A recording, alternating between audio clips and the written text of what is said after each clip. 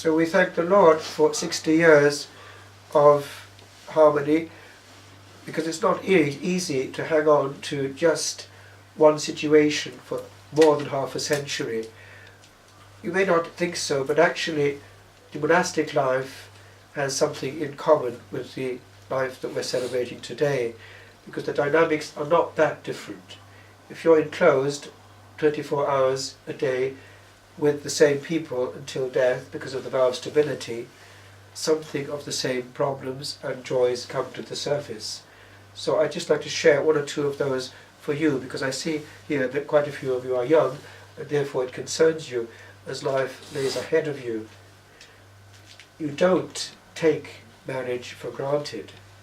It has to be worked on. As with the monastic life, it won't work if you don't work on it. And therefore, one does not just jack up and go at the first hurdle. It has to be got over.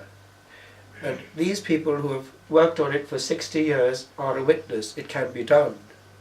And in your case too, it's done also with that extra heroic bit of having to look after a partner. So these things are expressions of self-sacrifice. And that's what's going to make it work. You have two young people coming at a marriage, looking for themselves in the other. I think you know what I mean. That's a recipe for disaster. You have two young people coming to create joy for another, then you have a possible formula for success. But there are a few things which make it easier.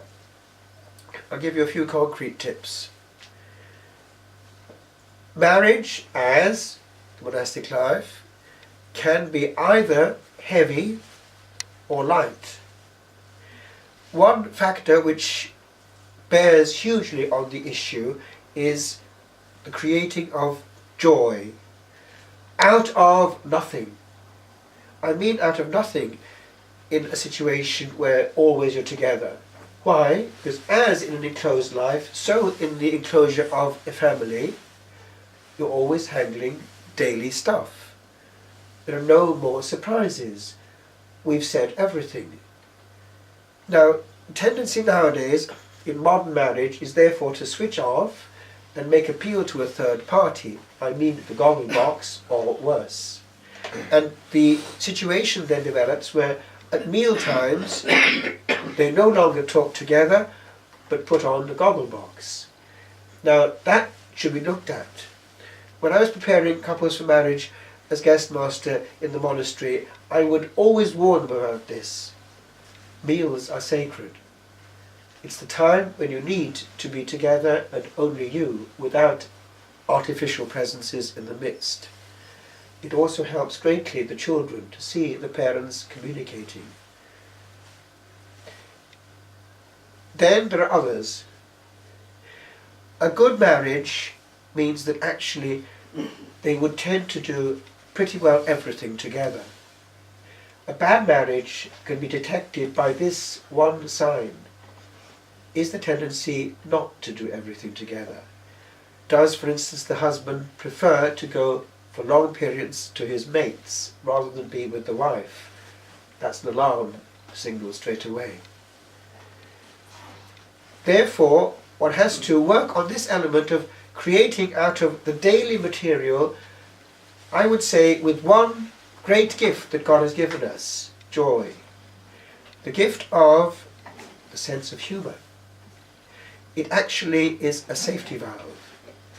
One formula for disaster, either in a monastic situation or in a marriage, is that everything is maximum. Everything is cosmic. Everything is tragic. Now, everything is not tragic, cosmic, or maximum. It can be deflated, it can be relativized. By what? The sense of humour. A person who can't stand back and see things in proportion is a heavyweight. Everything is big. And it's from this big issue each time that arguments develop, which then become serious, whereas the issue initially is only relative. And it's a question of growing up. Maturity is made of growing up and seeing things in their relative proportion. The gift of distinguishing between the essential, what really matters, and the accidental, which is negotiable. So I leave it with you, especially those who are yet, as it were, to engage on this life commitment. I can see that quite a few there behind. Don't take it for granted. Life is worth living.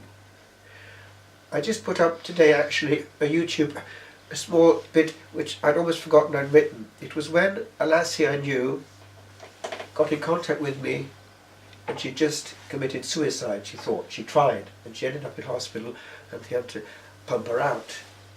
So I said, this is about 10 years ago, okay, come over and have a rest here. And she came and went back a little bit healed. But what I wrote then, when I heard about the news that she tried to commit suicide, was this.